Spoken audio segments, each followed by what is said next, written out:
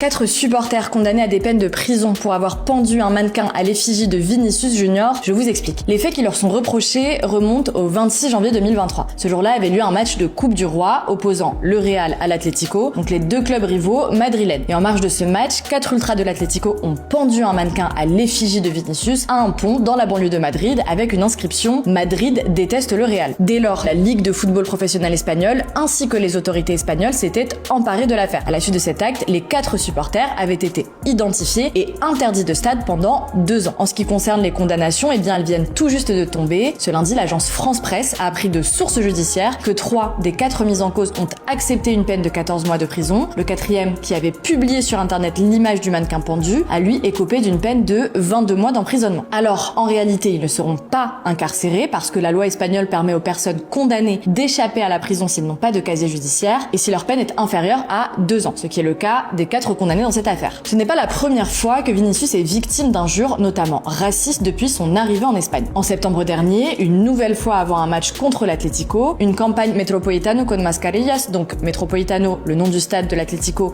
avec des masques, a été lancée sur les réseaux sociaux. L'idée étant que les supporters portent des masques pendant le match pour pouvoir insulter les joueurs en toute impunité sans pouvoir être identifiés. Le mois dernier, 5 supporters d'un autre club espagnol, Valladolid, ont été condamnés pour avoir proféré des insultes envers le joueur. Bref, pour revenir aux 4 supporters qui ont pendu le mannequin, eh bien ils ont accepté de signer une lettre d'excuse adressée à Vinicius Junior, au Real Madrid, à la Liga et à la Fédération espagnole de football. Ils devront également participer à un programme de formation sur l'égalité de traitement et la non-discrimination.